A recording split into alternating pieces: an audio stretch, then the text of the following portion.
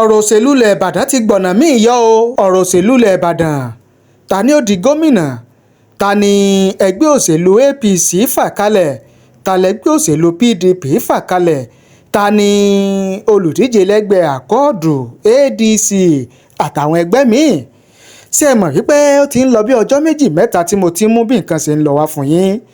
a ti gbọ́ tuntun o, a tún ti rí tuntun tó tún súyọ nípínlẹ̀ Ọ̀yọ́ nílẹ̀ Ìbàdàn.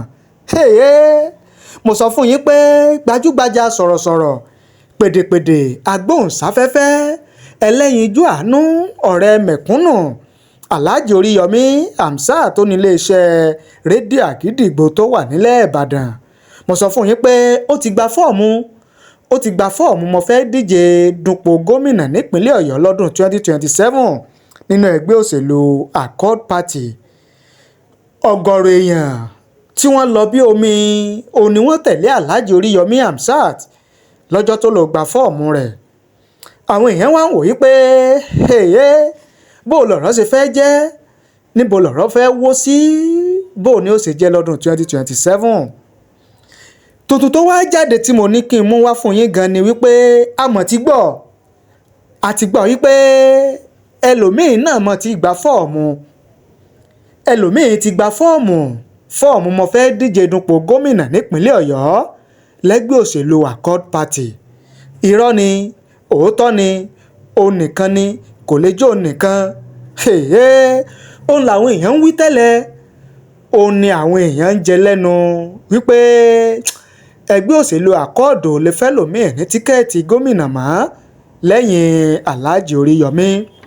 ṣùgbọ́n lèyí tí mo wá rí lójú òpó Facebook òun ló wá ń yà mí lẹ́nu tó ń ṣe ní kàyéfì wípé ṣó lè jẹ́ bẹ́ẹ̀ sá, ṣó lè rí bẹ́ẹ̀. ohun tá a gbọ́ ni wípé ẹni tí í ṣe kọmíṣánná ọlọ́pàá iléeṣẹ́ ọlọ́pàá ní ìpínlẹ̀ Èkó nígbà kan, ìyẹn Fatai Owóṣeni, tó tún jẹ́ ọ̀kan lára àwọn tí wọ́n bá gómìnà Olúwaṣèyí Mákindé ṣèjọba kó tó di wípé Fatai Owóṣeni kọ̀wé pé òun ò ṣe mọ́ o, tó sì kó inú ẹgbẹ́ òṣèlú PDP. ohun tá a wá gbọ́ òun ni wípé Fatai Owóṣeni yìí òun náà ni ó fẹ́ gba fọ́ọ̀mù mo fẹ́ díje dupò gómìnà nínú ẹgbẹ́ Accord Party. àwọn èèyàn wá wò wípé bó ló ṣe fẹ́ jẹ́, ṣé yóò rí bẹ́ẹ̀ ṣé ò ní rí bẹ́ẹ̀.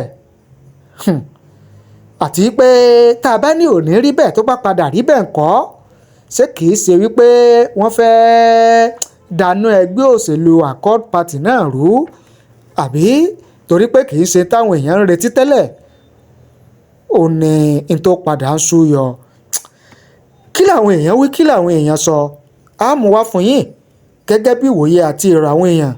mo sì máa ń sọ fún yín pé ìwòye kì í papọ̀, èrò kì í papọ̀ lórí ọ̀rọ̀ tàbí ṣẹlẹ̀ tó bá ń ṣẹlẹ̀ láwùjọ. bẹ́ẹ̀ mi ó ṣe wò ó lè yàtọ̀ sí tiyín, bẹ́ẹ̀ yín ó ṣe lè wò ó lè yàtọ̀ sí tẹlòmíì. bọ́bẹ̀ Elédùmarè bó ṣe dálé ayé nìyẹn, ìyẹn ní abala tibẹ̀ yẹn. nínú ọ̀rọ̀ míì tó tún súyọ tó tún jẹ jáde nípínlẹ̀ Ọ̀yọ́, ó ní ọ̀rọ̀ tí ẹni tí í ṣe olùrànlọ́wọ́ lórí ọ̀rọ̀ ìròyìn fún mínísítà fún olú-ìlú orílẹ̀-èdè Nàìjíríà, ìyẹn ẹ ti mọ̀, ẹ fẹ́ kí n dákọ̀ ẹ̀, Wike, ẹni tí í ṣe olùrànlọ́wọ́ lórí èrò ìròyìn tó tún jẹ́ bí agbẹnusọ fún Wike, ìyẹn Lérè Ọláyínká, ọmọ wọn nípínlẹ̀ Èkìtì, ó mọ̀ kọ ọ̀rọ̀ kan jáde lójú òpó Facebook rẹ̀ tó fi ń ṣe a lè pè ní yẹ̀yẹ́, tó fi ń ṣe yẹ̀yẹ́ gómìnà Olúwaṣèyí Mákindé nípa bí gómìnà Olúwaṣèyí Mákindé ṣe ń pinnu bó ṣe fẹ́ gbé ìgbésẹ̀ láti lọ darapọ̀ mọ́ ẹgbẹ́ òṣèlú APM tó sì ń gbàlérò láti díje dupò ààrẹ lórílẹ̀‐èdè Nàìjíríà lọ́dún 2027 lábẹ́ àsíá ẹgbẹ́ òṣèlú APM. ohun tí Lérè Ọláyínká wá kọ òun ni pé Gbájúẹ̀ of Ibadan is also going to Akpomo to contest for president. àwọn kan rí gẹ́gẹ́ bí yẹ̀yẹ́ ṣùgbọ́n àwọn kan mú un ní pàtàkì wọ́n bá bẹ̀rẹ̀ sí fi èrò àti ìwòye tí wọ́n sọwọ́ lórí ọ̀rọ̀ tí Lérè Ọláyínká sọ tí èmi lè pè ní yẹ̀yẹ́ tó fi ń ṣe yẹ̀yẹ́ Olúwaṣèyí Mákindé gómìnà ìpínlẹ̀ Ọ̀yọ́ tó ń gbèrò láti darapọ̀ mọ́ ẹgbẹ́ òṣèlú APM. Gẹ́gẹ́ bí àwọn èèyàn ṣe fi ń sọwọ́ sí wa gẹ́gẹ́ bí ìwòye àti èrò titi wọn gẹ́gẹ́ bó ṣe tẹ̀ wá lọ́wọ́ wọ́n ní bọ̀dá ọ̀dẹ̀ ni Lérè Ọláyínká. Seyi is your younger brother's age mate. You will soon become his cameraman. Sọlá Williams ló sọ yẹn. Johnson Adékúnlé àwọn ní grey-headed man be resting. You know you people don't have long-term loyalty. He may be the one that will still feed you tomorrow when interest clashes. Friday Ọlájúwọ̀n àwọn ní give your oga one beautiful name, make sure drunkard is added to it. Ọládàpọ̀ Adésọlá àwọn ní it is because he have confidence in himself, so sir try to build confidence in yourself too. Peters Ọmọkúnnú wọ́n ní Lérè how market, how is your oga and PDP now? Tell us the update. Mr. Ọlọ́mọjúni Ọlálérè Ọmọ́túndé wọ́n ní Baba just compare your entire life achievement to his own. You will see that you are not supposed to even be talking about Seyi Makinde. Kọ́lá Abdullah wọ́n ní how market for your oga Wike? Mr. Know it all, better you go and rest. Gẹ́gẹ́ bí ọ̀rọ̀ àti ìwòye àwọn èèyàn òun náà lẹ́gbọ́ tí a mú wá fún yín yẹn bí wọ́n ṣe fi ń sọwọ́. Balógun Sàká Adéwálé àwọn ní Lérè go and meet your ọ̀gá. Tí adìrẹ kò bá kí ń yàgbẹ́ má jẹ́ kí ọ̀rọ̀ Mákindé ṣe é léṣe. We know that you have collected ransom from Wike. Bísí Kenny wọ́n ní àwọn ọmọ àlè Yorùbá ń fọwọ́ òsì júwe ilé bàbá wọn. Àwọn ọmọ Yorùbá tí ń fọwọ́ òsì júwe ilé bàbá wọn ní Lérè Ọláyínká. Ọ̀rọ̀ rẹ̀ kò yẹ kó dùn yàn. Stephen Ọ̀kẹ́ wọ́n ní since the Supreme Court hold una there is nothing wey you never post. Gẹ́gẹ́ bí èrò àti ìwòye àwọn èèyàn òun náà ni wọ́n fi sọwọ́ sí wa yẹn tá a mú wá fún yín lórí ọ̀rọ̀ tí Lérè Ọláyínká sọ sí Olúwaṣèyí Mákindé gómìnà ìpínlẹ̀ Ọ̀yọ́. Ẹ jẹ́ kí n mú ohun tí àwọn èèyàn ń wí, ohun tí àwọn èèyàn ń sọ wá lórí bí ìròyìn kan ṣe jáde. Kódà ìròyìn Punch newspaper ló gbé wípé ẹni tí í ṣe kọmíṣánná fún iléeṣẹ́ ọlọ́pàá nípínlẹ̀ Èkó nígbà kan Peter Owóṣeni wípé òun náà ti fẹ́ gba fọ́ọ̀mù lẹ́gbẹ́ òṣèlú Accord láti díje dupò gómìnà ní ìpínlẹ̀ Ọ̀yọ́.